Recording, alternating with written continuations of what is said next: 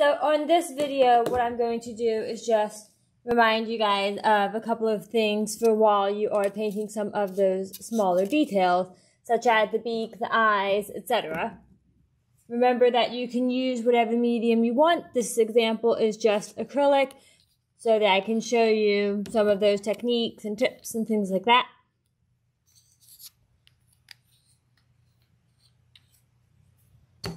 So now, because the beak area is pretty small, I'm going to use a small brush. And remember, I can have white, I can use highlights, I can do shading, I can do solid colors. For this particular example, I'm using more of a solid color approach. And the nice thing about acrylic is that it is a pretty opaque type of paint. So if I wanted to redo parts of it later and add more shading or more detail, I absolutely could. So once again, I'm going to start with a nice careful first layer, keeping the tip of my brush right along the edge of my shape, keeping it as smooth as I can. Now you will notice that some colors, like the yellow that I am currently using, the sort of yellowy brown color that I am currently using, is thinner than the blue. And that's absolutely fine. It just means that your first layer is going to take a little more effort to keep it smooth. And then you may just need to use 3 layers instead of 2 to really get the sort of opacity that you are after. Again, I'm going to turn my page, turn my brush as often as I need to keep the tip of it along that edge. It does take a little time, it does take a little focus, but in my opinion, it is well worth it to do that. So now I'm just smoothing out that first layer on this part of the beak because I'm going to be using a much lighter color on the top part. So I want to go ahead and get that first layer smoothed out. And then I could rinse my brush off. I could get a different brush, whatever you choose to do. And then, once again, start nice and carefully using the tip of the brush. Now, in here, it is very, very narrow. So what I'm going to do is just go ahead and get as close as I possibly can.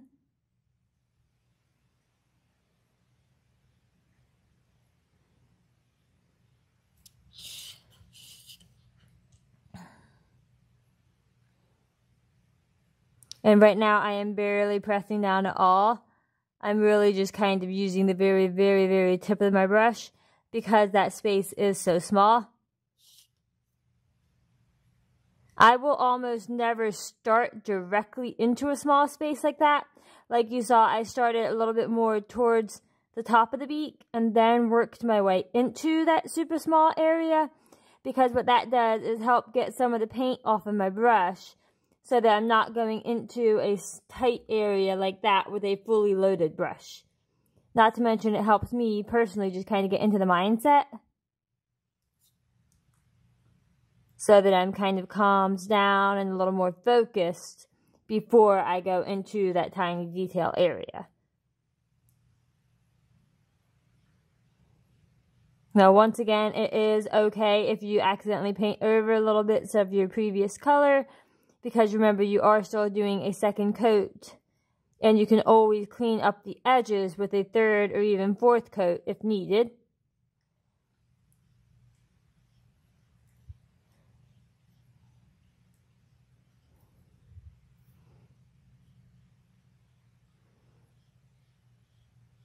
So I'm just going to turn my page here so that I can once again use the corner or the tip of my brush in the shape there, right along the edge. So now what I'm going to do is just kind of smooth out that first layer with this color, make it as smooth and neat as I can, so that then when I go over with my subsequent layers, I'm not also trying to clean up a texture. All I'm doing is smoothing it out.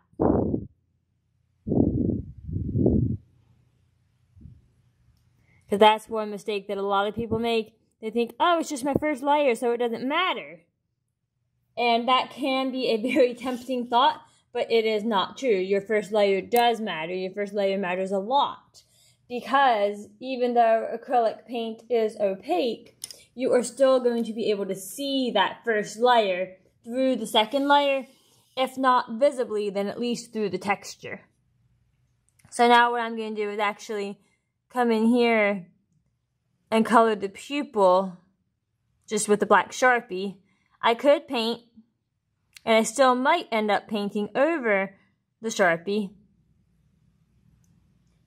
But I figure if I know that it's going to be a solid black in there, why would I not go ahead and use a Sharpie?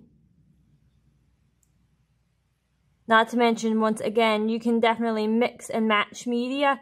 You do not have to use all paint or all Sharpie or all pencil. If you do choose to use multiple media, the only thing that I would caution against would just be to remember to be careful about how you mix those media so that it looks like the actual piece goes together and like those switches in media are completely intentional and planned. Because if you just switch media without any purpose to it and without any forethought, then that does tend to be obvious, and your piece will not be as strong as it would have been otherwise. Let me go grab a green real quick here.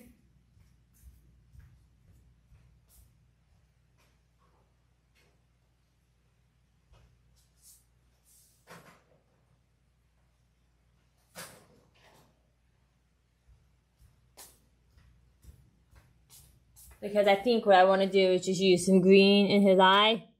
And I'm going to actually use the same brush that I used on my yellow and leave a little bit of that yellow there, so that his eye, the colored part of his eye, has slightly more than just one color in it. And then I'll do very much the same thing on the second coat on that eye.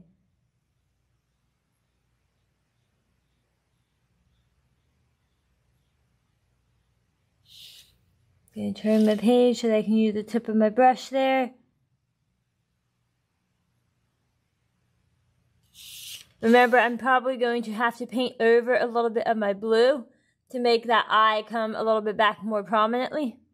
You can always draw again on top of the paint as you need.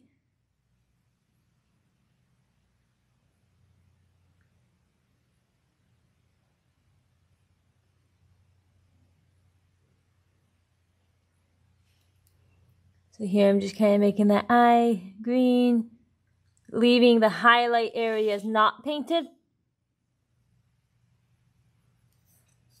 Dabbing a little extra paint off of my brush because some of these areas are a little bit tight.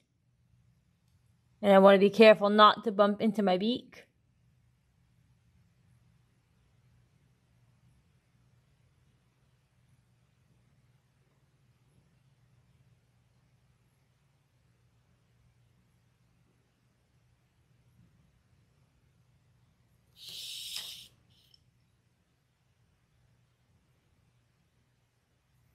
So you can see it does take a little time. It does take quite a bit of patience. And again, I'm just going to paint over my blue area here.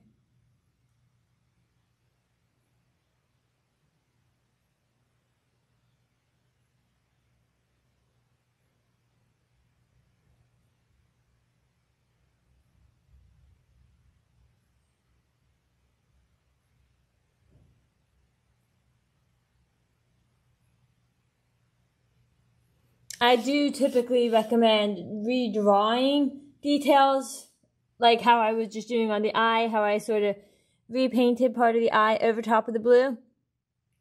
I definitely recommend redrawing it first. The only reason I'm not is primarily for the interest of time, so you guys can actually see how that process works. So then the next thing I would do would be sort of the whites of the eye, because what I don't want is for them to look like they don't go with the rest of the piece. So I could then use a little bit of gray in there. I could even use a colored pencil in there. I think what I'm going to do is actually probably just use a little bit of white and a little bit of black on my paint just to kind of blend them together a smidge.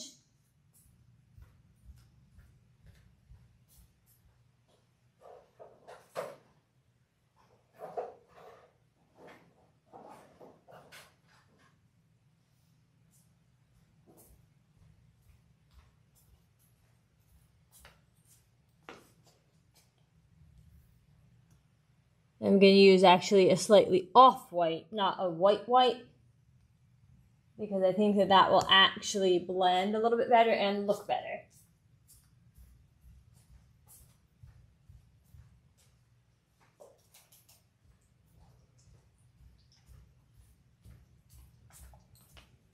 So now you definitely could mix those colors so that you have sort of the darker and the lighter versions already prepared. What I'm going to do is just put both colors onto my palette, and because it's such a short transition there from one color to the next, I'm going to actually go ahead and do it directly onto the paper.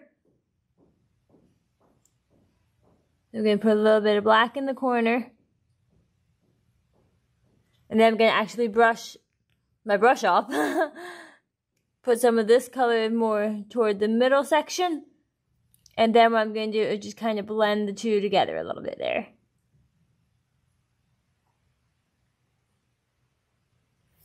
Keeping in mind that I can easily wipe my brush off as often as I need. I can do multiple layers as often as I need. So it's okay if my first layer does not turn out exactly how I want it.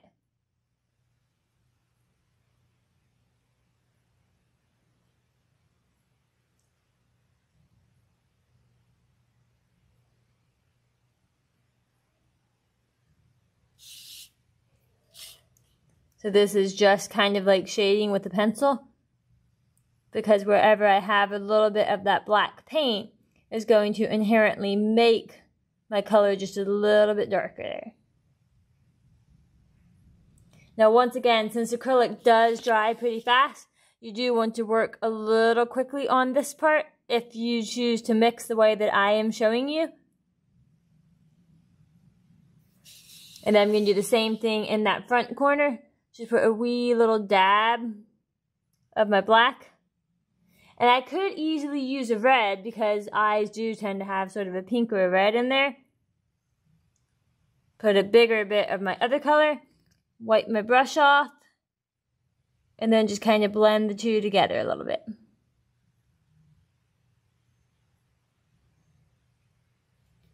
Wipe my brush off again. Clean up that edge.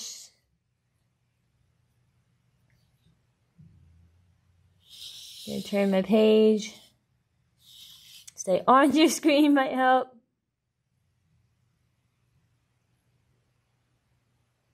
And I'm almost just kind of dabbing with my paintbrush here. Almost like I'm just sponging my darker and my lighter colors together so that they blend and sort of overlap.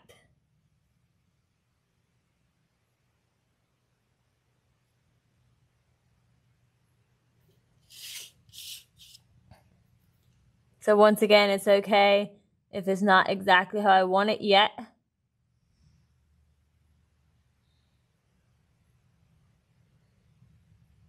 Like right there, I painted over my green a little bit and I got rid of my black a little bit more than I wanted. So I'm just going to put a smidge more of that black in there. And then just dry brush it in, which basically means instead of putting more of my other color, all I'm going to do is kind of blend that black out. I'm going to turn my page.